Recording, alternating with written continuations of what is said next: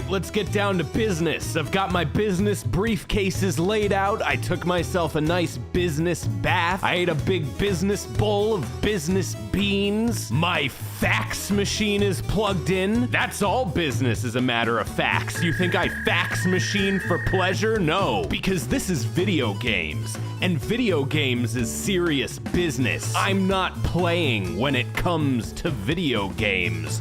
I'm only businessing. If I started a Let's Play, it would be called a Let's Business, because what is this bit? I'm Lyle Rath, and this is Pregame Discharge, the only video game show that's in the business of business, and business is good. We're coming right off the heels of EVO, so we've got a bunch of news about those games what have the fellers that slap at each other and such. First off, there's gonna be a new Guilty Gear game, and it looks like this. Cool. The game doesn't even have a proper title yet, but if Xrd Revelator 2 is any indication, it'll probably be fucking silly. Speaking of silly names, Under Night in Birth EXE:late in brackets CL-R.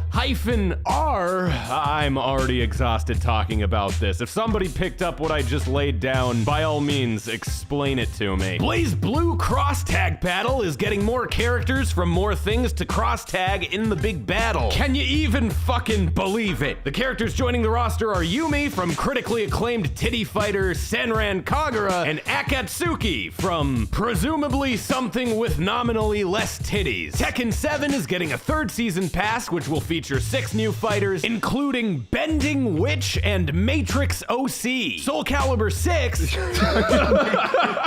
That's so weird. added Cassandra to the game, who is my favorite girl, because I like my women how I like my coffee.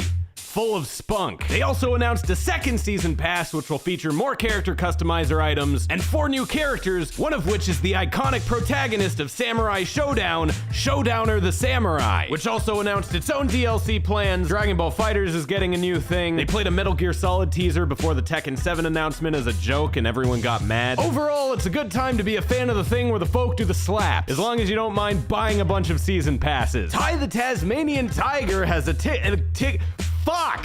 Ty the Tasmanian Tiger has a Kickstarter campaign to bring it to the Switch. Thankfully, it's already passed its goal within like a couple days. It doesn't seem like they're going the full-scale Crash Bandicoot Spyro the Dragon remaster route with it, where they remake the whole entire game. They specifically just brought up adding new textures and lighting. Plus, they only asked for like $50,000, and I assume it'd be a little more than that. Sony, Microsoft, and Nintendo are all going to start enforcing policies that require loot boxes to disclose their odds. This is actually pretty great. More disclosure is always good, and the more cynical side of me wouldn't be surprised if you started having better luck with your loot boxes all of a sudden once these policies are implemented. No Man's Sky is getting another new update called No Man's Sky Beyond. The biggest features of this one will be VR and more online support, making it so you'll encounter other players in the wild, but there's also a bunch of smaller things like the ability to tame animals, and maybe, just maybe, Sean Murray will finally get the forgiveness that he so yearns for and return unto the sky, his sky, one man's sky. You can do it, buddy. I'm Lyle Rath, and this has been Pregame Discharge. Come back next week, or you can have